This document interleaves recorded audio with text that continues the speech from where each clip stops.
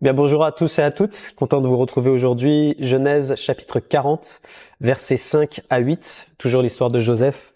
Pendant une même nuit, l'échanson et le panetier du roi d'Égypte, qui étaient enfermés dans la prison, eurent tous les deux un songe, chacun le sien, pouvant recevoir une explication distincte. Joseph, étant venu le matin vers eux, les regarda, et voici, ils étaient tristes. Alors il questionna les officiers du Pharaon, qui étaient avec lui dans la prison de son maître, et il leur dit: « Pourquoi avez-vous mauvais visage aujourd'hui ?» Ils lui répondirent: « Nous avons eu un songe, et il n'y a personne pour l'expliquer. » Joseph leur dit: « N'est-ce pas à Dieu qu'appartiennent les explications? Racontez-moi donc votre songe.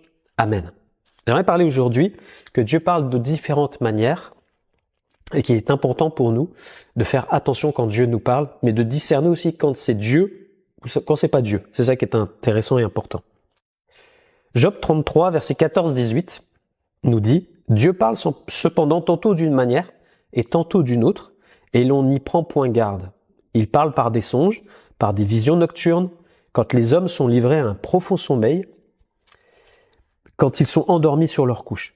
Alors il leur donne des avertissements et met le sceau à ses instructions, afin de détourner l'homme du mal et de le préserver de l'orgueil, afin de garantir son âme de la fausse et sa vie des coups du glaive. Amen. » Donc c'est Job qui va déclarer ça, comme quoi Dieu parle tantôt d'une manière, tantôt d'une autre, donc il a plusieurs manières de nous parler, et c'est toujours adapté à la manière dont nous sommes dans la capacité de comprendre les choses. Et on voit que ces hommes-là, avec Joseph, eux, ils ont eu un songe. Et ce qui est fort, c'est que quand ils se lèvent, ils ont la conviction que ce songe-là, il est particulier, qu'il vient de Dieu, ils n'en ont pas l'explication, et ils cherchent à comprendre. Donc, ils savent dans leur cœur que c'est Dieu qui leur a parlé. Donc, ils sont convaincus qu'ils ont eu une révélation divine. Le deuxième point, c'est que Dieu leur a parlé à travers un rêve, en fait. Ils ont dû voir une situation et ils n'arrivent pas à en déterminer qu'est-ce que ça veut dire derrière. Et parfois, bien, quand Dieu nous parle en songe, nous-mêmes, eh bien, on peut saisir que c'est Dieu qui nous parle, et tu peux te lever, le rêve reste dans ta tête, c'est déjà une preuve que c'est là et que ça vient de Dieu, et puis que ça te travaille, qu'il y a la paix de Dieu qui est avec, mais tu sens dans ton cœur qu'il y a une explication, mais tu n'arrives pas à la saisir.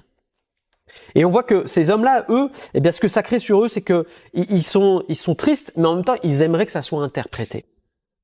Donc en fait, eh bien, quand on a un songe, Dieu attend cette réaction de notre part de dire: « Mais Seigneur, explique-nous, qu'est-ce que toi tu veux nous dire?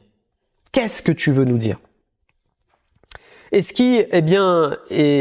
que la parole de Dieu nous montre, c'est que Dieu veut nous parler, eh bien, à travers les songes, à travers les rêves, à travers les révélations. Ça, c'est le plan de Dieu. C'est Joël, chapitre 2, verset 28 qui le dit. Il dit: « Vos vieillards auront des songes et vos jeunes gens des visions. » Donc, c'est dans le plan de Dieu de nous parler en songe. Parfois, il y a certains qui disent: « Non, Dieu nous parle pas de cette manière. » Si. Dieu nous parle de cette manière-là. C'est une des manières qu'il utilise pour le faire. Et il faut l'accepter. De peut-être que tu as reçu des songes dans ta vie et que toi tu les as mis de côté, tu les as jetés à la poubelle comme on dit, alors qu'en fait c'était Dieu qui est en train de te parler, t'as pas fait attention. Donc faisons attention quand Dieu nous parle. Mais attention, tout ne vient pas de Dieu. Donc en fait, quand on reçoit un songe de la part de Dieu, il y a une conviction du Saint-Esprit dans notre cœur que ça vient de Dieu. Ça te pourchasse. Tu peux passer plusieurs jours, semaines, mois ou années. Moi je sais que j'ai des rêves depuis que j'étais gamin, eh bien, qui sont toujours devant mes yeux. Parce que je sais que ça venait de Dieu, que ça s'est réalisé pour certains, et je sais très bien que c'était Dieu qui m'avait parlé. Quand il y a un songe, il reste. Et le Saint-Esprit l'accompagne. Mais attention, tous les songes ne sont pas de Dieu, parce que parfois, eh bien, c'est les occupations de ta vie, tes soucis, tes tracas, ce que tu es en train de faire dans la journée, qui peut t'amener à faire un songe la nuit. Tu vas croire même que c'est Dieu qui te parle, alors que Dieu n'est pas dans l'affaire. Et parfois, c'est trompeur. Et il nous faut du discernement dans ce domaine-là. Ecclésiaste, chapitre 5, verset 3. Quand on a trop de soucis, on fait des rêves. Et quand on parle trop, on dit des bêtises. Donc en fait, l'Ecclésiaste disait, eh bien, en clair, eh bien, voici. C'est que si tu commences à réfléchir dans la journée à des problèmes que tu as, ça peut provoquer des rêves dans ton subconscient la nuit. Ne crois pas que c'est Dieu qui te parle, c'est pas lui du tout. Donc il faut que cela, tu les mettes de côté et que tu puisses discerner que ça vient pas de Dieu. De toute manière, ce genre de rêve, c'est passager. Ils vont s'évaporer avec le temps. Mais on voit que ces hommes-là, quand ils ont le rêve, ils vont chercher à comprendre.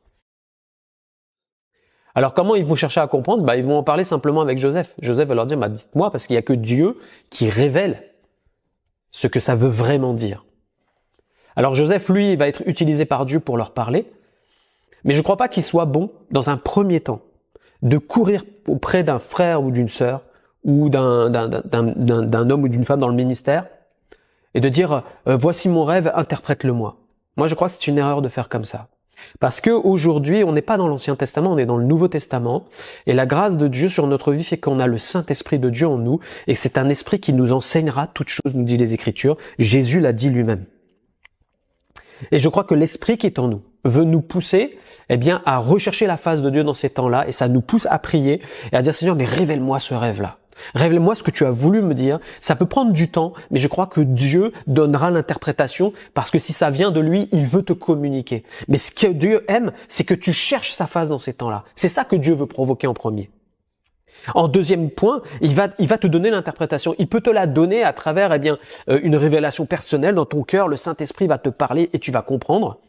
Parfois, ça va prendre du temps. Parfois, c'est comme un pulse. Tu vas rencontrer telle personne, tu vas entendre telle chose, et puis ça va te rappeler ton rêve. Et puis là, tu vas dire ah mais ça parle parce que dans mon rêve j'ai vu ça aussi.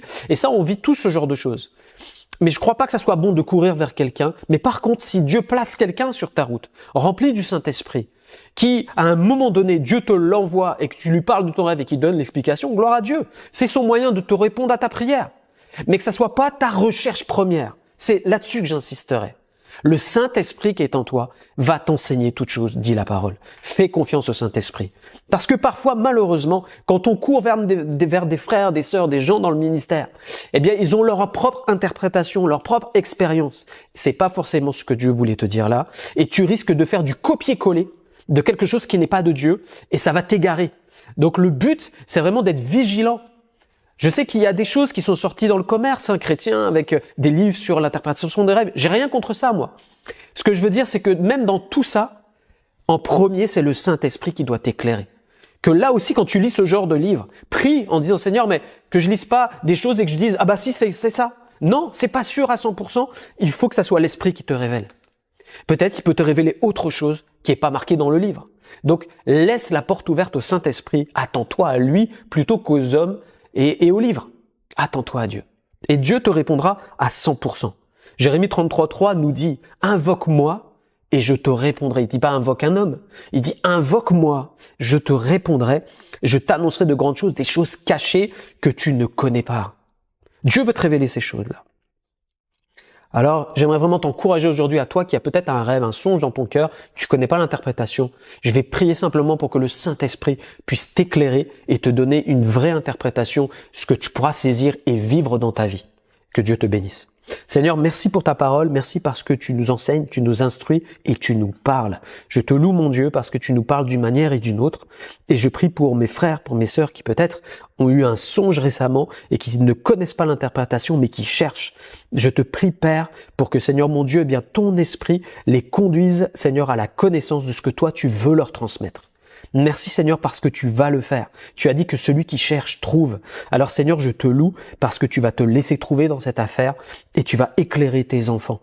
Merci mon Dieu parce que tu fais toutes choses belles en ton temps. Gloire à toi Seigneur. Amen. Que Dieu vous bénisse. On se retrouve demain.